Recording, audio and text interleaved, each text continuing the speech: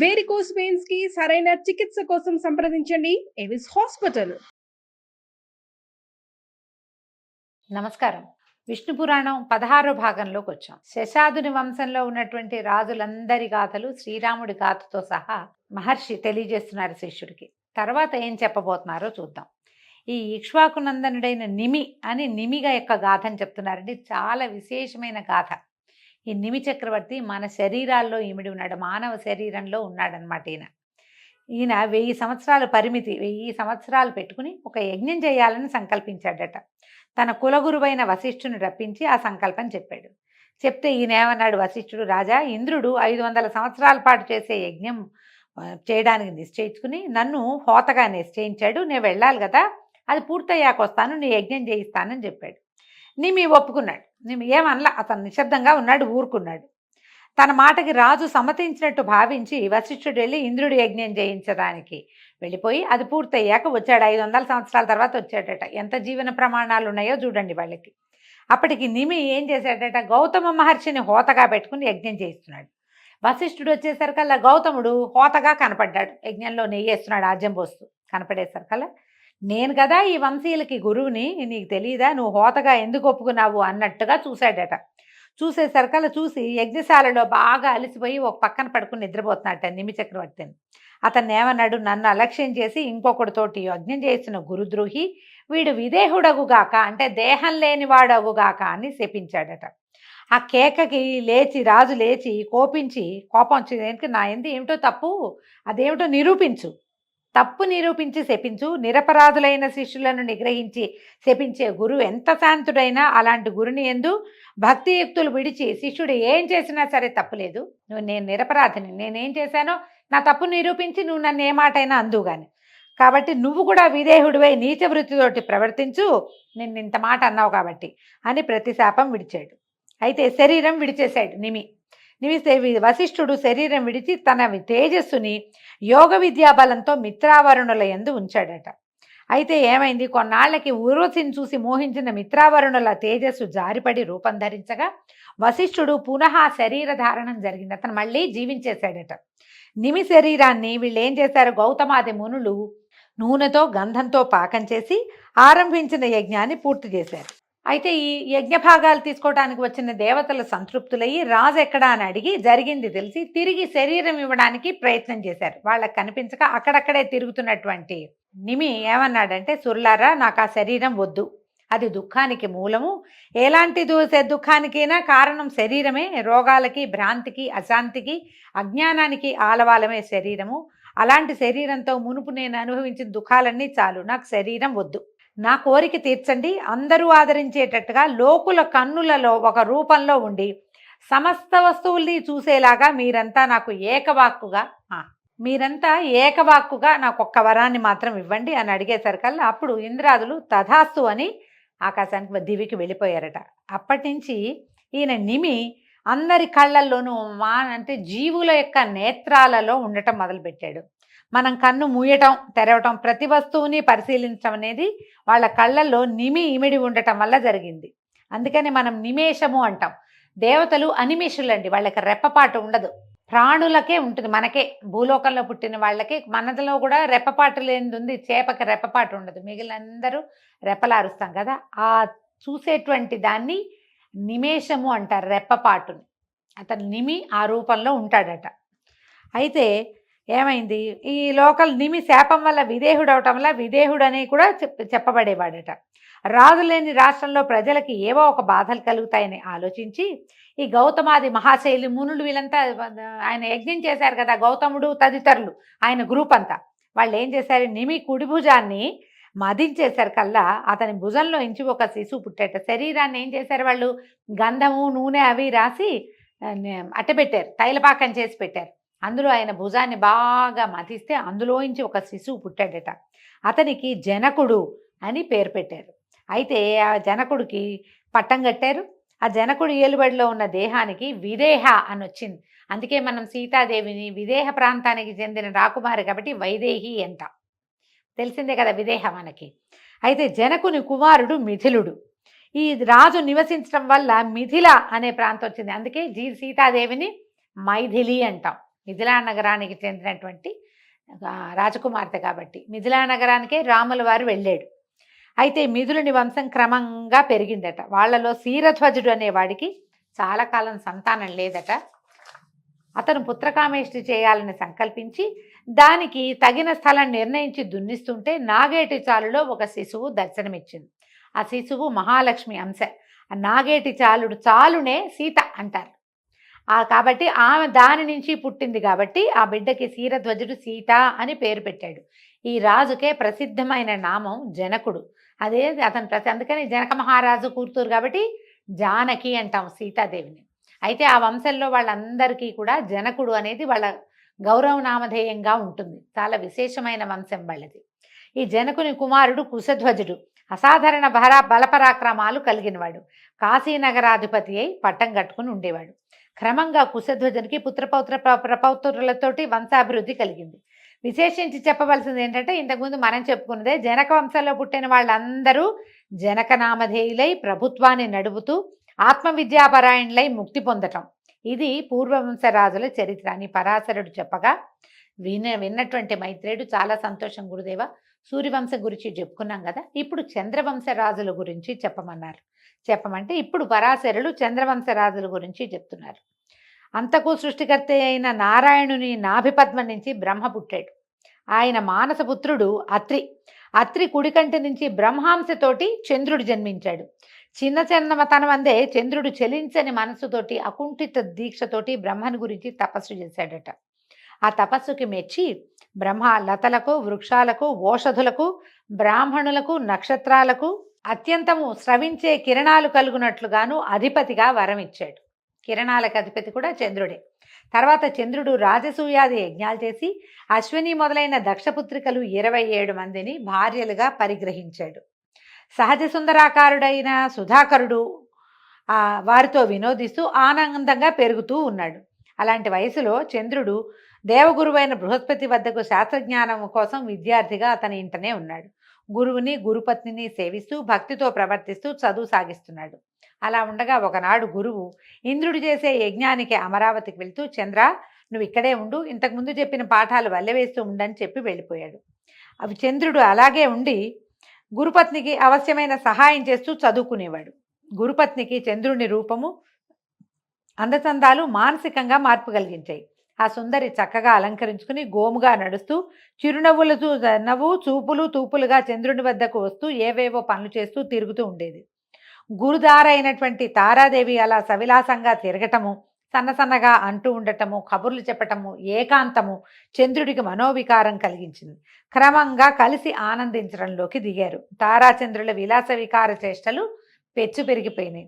పరకాంత పైగా గురుపత్ని అనే ఆలోచన లేక చంద్రుడు తారా విలాసాలకి లొంగిపోయి ప్రియురాలుగా చేసుకున్నాడు. ఇలా గడుస్తూ ఉండగా ఒకనాడు చంద్రుడు తారతో అన్నాడు, మన చేష్టలు గురువు గనక తెలిస్తే మన బతుకులు వీధిలో పడతాయి. ఇప్పుడే అటు ఇటు విసవిసలు గుసగుసలు వినపడతాయి కాబట్టి మనం ఇక్కడి నుంచి వెళ్ళిపోదామని చెప్పాడు. చంద్రుడి మాట విని తారేమంది, చంద్ర మన్మధుడు నన్ను నీ దానిగా చేశాడు, ఇక నాకు ఇక్కడ భర్త ఎవరు, నాకు ఇల్లు వాకిలి సంసారం ఎలాంటి ఆశ లేదు, నీ గాఢాలింకరమే నా బతుకు, పద నువ్వు ఎక్కడికంటే అక్కడికి నేను వచ్చేస్తాను నీతో పాటు అని చెప్పింది. తార మాటలు విని చంద్రుడు సరేనని తన నివాసానికి తీసుకెళ్ళిపోయాడు. హాయిగా కలిసి ఉండేవాళ్ళు. దేవగురువు ఇంద్రుని యజ్ఞం పూర్తి చేసి అందరితోటి సంతృప్తిగా సంభావనలు అందుకుని నివాసానికి తిరిగి వచ్చాడు. ఇల్లు చిలుకలేని పంజరంలాగా ఉంది. తార చంద్రునితో వెళ్ళిపోయిందని తెలిసి విచారించి కోపించి వెళ్ళి ఇంద్రుడికి చెప్పాడు.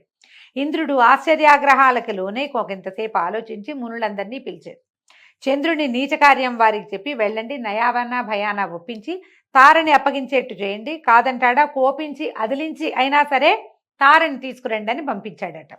మునులు చంద్రుడి వద్దకు వెళ్ళి తగిన సత్కారం సంభాషణలు అయ్యాక నిష్ఠూరంగా బోధించారు. రోహిణీ వల్లభ, ఎప్పటికప్పుడు శృంగార విలాసాలను కువలయానందాన్ని కలిగించే చల్లని గుణాలను, సమయానుసారంగా దేవతలకు మేలు కలిగించే సద్బుద్ధి, గురువునందు ఉండవలసినటువంటి భక్తి విడిచి గురుదార అయిన తారని ఎత్తుకురావడం పాపకార్యం కదా.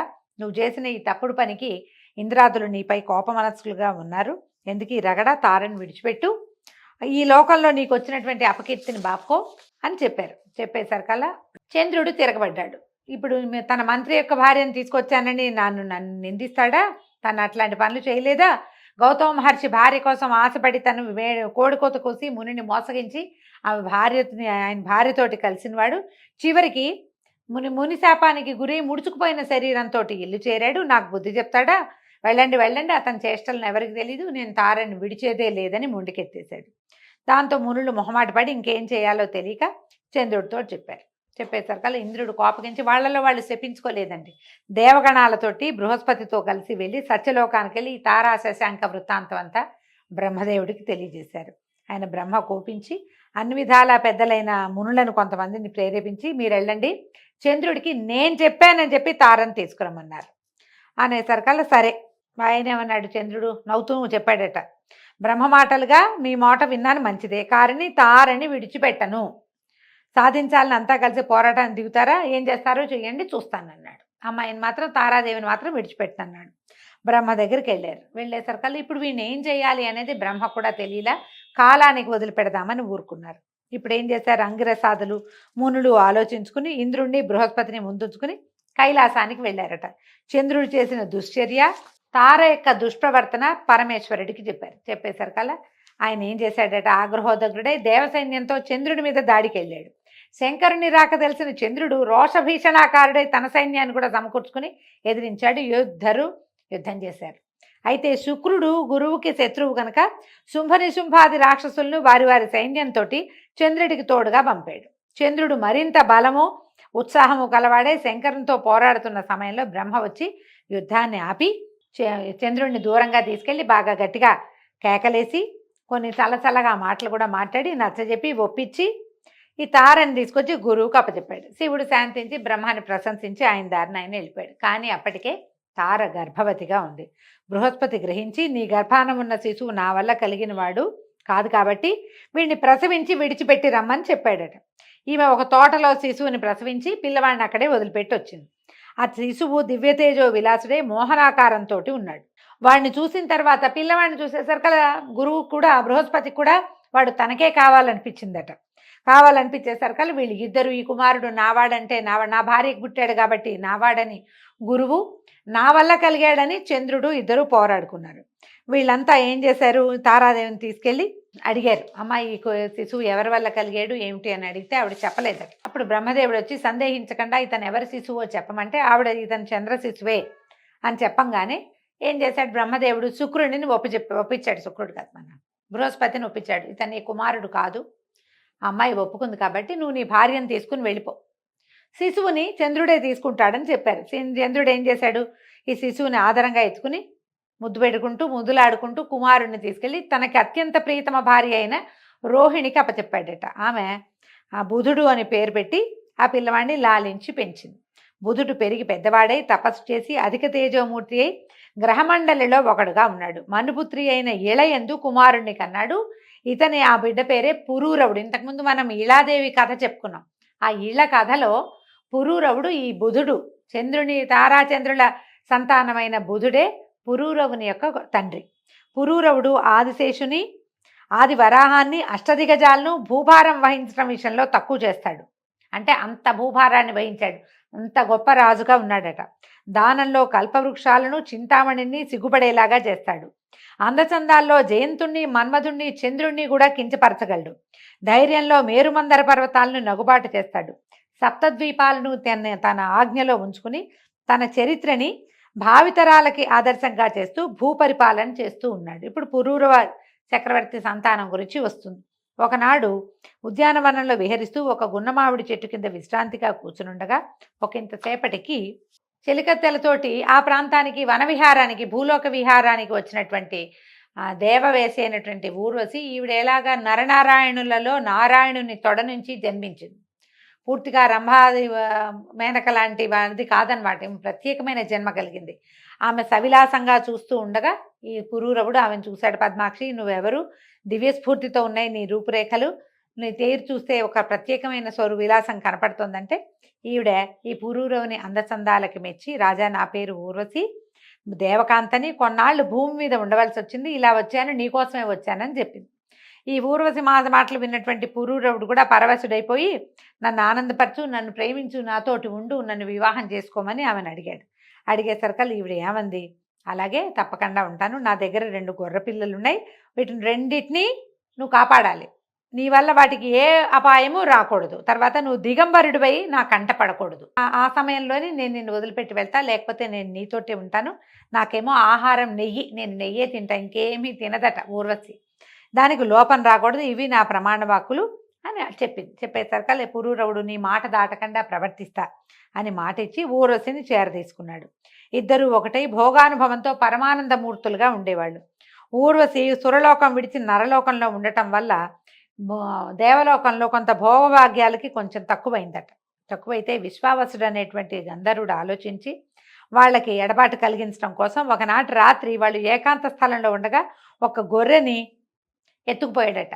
అయితే ఈ గొర్రె ఏం చేసింది, అవి వెళ్తున్న గొర్రెపిల్ల పైనుంచి వినేవాళ్ళకి విసుగు పుట్టేలాగా అరవటం మొదలుపెట్టిందట.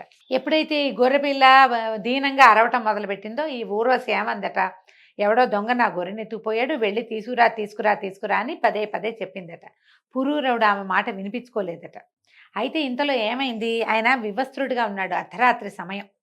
వెళ్తే ఈమె నన్ను చూస్తుందేమోనని భయపడి గబుక్కున వెళ్తే ఈమెకి నేను కనపడతానేమో దిగంబరంగా అని ఆయన వెళ్ళలేదట. అయితే ఇంతలో ఏం చేశాడట, ఆ విశ్వావసుకి ఇంకొక గంధర్వుడు సాయం వచ్చి ఆ 2వ గుర్రెని కూడా ఎత్తుకుపోయాడు. అది ఇంకా విచార సూచకంగా అరవటం మొదలుపెట్టింది. దాంతో ఊర్వశి కోపించి, ఓ రాజా, నా కొడుకుల్ని దుర్మార్గులు ఎత్తుకుపోతుంటే అరిచిన అరుపులు వినపడ్డలేదా నీకు? కదలకుండా మెదలకుండా కూర్చున్నావు. ఇది నీచుల పని. నిన్ను కలిసి అనాథనయ్యాను. నీ వల్ల చూడు నా జీవితం ఇటు అయిపోయింది. ప్రాణానికి ఒక ఎత్తుగా పెంచుకున్న గొర్రె పిల్లల్ని ఎవరో ఎత్తుకుపోతుంటే దాన్ని రక్షించలేని పురుషుడు నాతో ఉండటం ఏమిటి అని ఆవిడ నానా తిట్లు తిట్టేసరికి దాంతో ఈ పరుషవాకలకి కోపించినటువంటి ఈ పురూరవుడు నిద్ర మంచం మీద నుంచే ఒంటి మీద కట్టుబట్టలేదన్న ధ్యాస లేకుండా కోపంతో లేచాడు. మంచానికి పక్కన నిలబెట్టి ఉన్న తన ఖడ్గాన్ని పుచ్చుకుని పరిగెత్తపోయేసరికల్లా ఎట్లా ఏమనుకున్నాడు, ఇది చీకటి మాటన ఊర్వశి తనని చూడదని నమ్మాడు. దీపం ఆర్పేశాడట. ఆయన చీకట్లో పరిగెత్తేసరికల్లా గంధర్వులు రాజు ఐడియా తెలుసుకుని ఆయన దీపం ఆర్పేశాడు. ఊర్వశి ఈయన్ని దిగంబరంగా చూడదని మెరుపులు పుట్టించారట ఆకాశంలో. అయితే ఈ పుట్టించిన మెరుపుల్లో రాజు తొందరపాటుతోటి వివస్త్రుడిగా ఉన్న దానిని ఈమె ఊర్వశి చూసేసింది. చూడగానే మొదట చేసిన శపథం ప్రకారము ఆమె దివికి వెళ్ళిపోయిందట.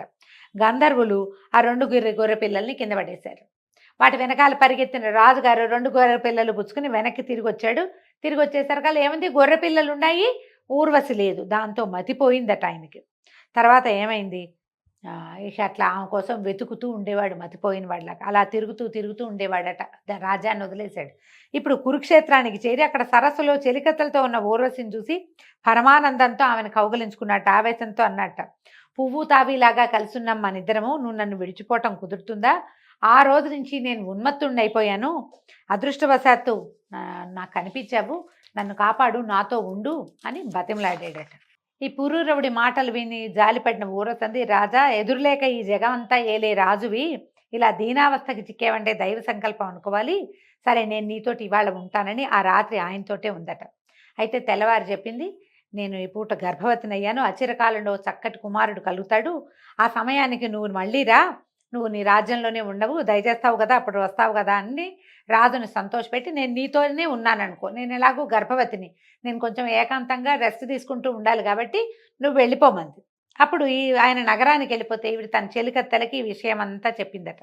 చెప్పేసరికి చెలికత్తెలు అన్నారు, 2వ మన్మధుడిలాగా ఉన్నాడు, అసలు ఆయన చూడంగానే మాకు కూడా మనసు చెల్లించింది, అలాంటి వాడిని నువ్వు ఎందుకు విడిచిపెట్టాలి, నువ్వు మరికొంతకాలం ఈ రాజును సంతోషపెడుతూ అతనితోటి ఉండమంటే ఈవిడేం చేసింది, సరేనని మళ్ళీ రాజుగారి దగ్గరికి పురూరవుడి దగ్గరికి వచ్చి కొంతకాలానికి కుమారుడు కలిగాడట. వరుసగా 5 కుమారులు కలిగారు. అయితే ఈ విశ్వావసుడు అనే గంధర్వుడు మొదట గొర్రె పిల్లల్ని ఎత్తుకుపోయి ఊర్వశిని ఎడబాటు కల్పించాడు కదా, అతను కొంతమంది గంధర్వులతోటి ఇతని దగ్గరకు వచ్చి, రాజా, నీకు ఊర్వశికి ఎడబాటు కలిగించి ఎన్నో బాధలు పెట్టాము నిన్ను, అవన్నీ మర్చిపో, నీకు ఒక వరం ఇస్తాము, కోరుకోమన్నట్ట. అప్పుడు ఈయన ఏమడిగాడు, శత్రుభీకరమైన పరాక్రమము, రథగజతురగాది సమృద్ధమైన రాజసంపద, ఇంద్రియాలని జయించే శక్తి, మిత్రులను బంధువులను దీనులను ఆదరంగా పోషించగలిగేటువంటి ఆర్థిక స్థితి, ఊర్వశితోటి సహజీవన సౌఖ్యము ఇలా కోరుకుంటే ఆ విశ్వావసువు తథాస్తు అని ఒక అగ్నికుండికని ఇచ్చాడట. ఇచ్చి దీంట్లో ఉన్నటువంటి అగ్నిని 3 భాగాలుగా చేసి యజ్ఞం చేస్తే నీ కోరికలన్నీ నెరవేరుతాయి చెప్పేశారు కదా. ఈ రాజుగారు అది అగ్నికుండికని పక్కన పెట్టుకున్నాడట. అయ్యో వరం కోరుకో అని గంధర్వులు అనంగానే ఈ అగ్నికుండికని అడిగి తీసుకున్నాను. ఊర్వశిని నాకు ఇచ్చేయండి అని అనలేకపోయాను. ఇంకా యజ్ఞాలు కొండన్నవి ఏంటి, ఆమె మీద అపరిమితమైన ప్రేమ కలిగి ఉన్నవాడిని, నాకు ఊర్వశే కావాలని నేను ఎందుకు కోరుకోలేదు అని చాలా ఆలోచించుకుంటూ ఇక నేను ఇక్కడ ఉండనని ఆ అగ్నికుండికని ఏం చేశాడు, అక్కడెక్కడో పెట్టేసి ఇంటికి వెళ్ళిపోయాడట. అడవిలో వదిలేశాడు. ఆయనకి అంటే మనసు పరిపరి విధాల పోవటం మానవులకి ఇలాగే ఉంటుంది. తీసుకుంటే ఎందుకు తీసుకున్నావా అనిపిస్తుంది, వదిలేస్తే ఎందుకు వదిలేసామా అనిపిస్తుంది. ఇంటికి వెళ్ళిపోయాడు.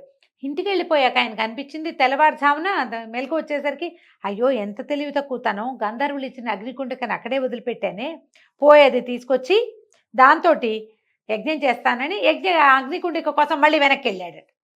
రాత్రి ఒక ఊహ వచ్చింది, తెల్లవారేసరికి ఊహ మారింది. మన ఊహలు మారుతాయి కానీ విషయాలు కూడా అవే మారిపోతాయి కదా. మన ఊహ ఎట్టా మారిందో విషయం కూడా మారిపోతుంది. అక్కడికి వెళ్ళేసరికల్లా ఏమైంది, ఆ అడవిలో ఆ అగ్నికుండిక లేదు. ఏ కుండాన్నైతే వాళ్ళు ఇచ్చారో దాంట్లో ఆ అగ్నిని పెట్టి అది ఎక్కడ కనిపించాలి. అటు ఇటు వెతికి చూస్తే ఒక జమ్మి చెట్టు, ఒక రావి మొక్క, దాంట్లో ఒక రావి మొక్క కనపడ్డాయిట. అప్పుడు ఏమనుకున్నాడు, ఓ ఆ అగ్ని ఈ చెట్టుగా మారి ఉంటుందని మునులను రప్పించి ఏం చేశాడట, ఈ వేదమాతృకమైన మంత్రాన్ని ఉచ్చరిస్తూ ఆ చెట్టుని నరకడానికి సంసిద్ధుడయ్యాడు. ఆ పని కాగానే ఆ మంత్రాక్షరాల సంఖ్యతో సరైన అంగుళాల నిడుపున అరణిని కల్పించి అగ్నిని సృష్టించి అందరూ అద్భుతంగా ఉంది అని చెప్పేటువంటి యజ్ఞాన్ని నెరవేర్చాడు. దాని ఫలితంగా ఊర్వశి అతని సొంతమైంది. అలా కోరిక తీర్చుకుని అన్ని లోకాల్లోనూ ఊర్వశితోటి విహరిస్తూ వచ్చి రాజ్యాన్ని నీతియుక్తంగా జనరంజకంగా పరిపాలిస్తూ ఉన్నాడు. దీంతో ఊర్వశీ పురూరవ సంవాదము పూర్తయిందండి. ఈరోజు దీంతో సమాప్తం. రేపు ఉదయం మళ్ళీ తరువాయి భాగంలో కలుసుకుందాము. నమస్కారం.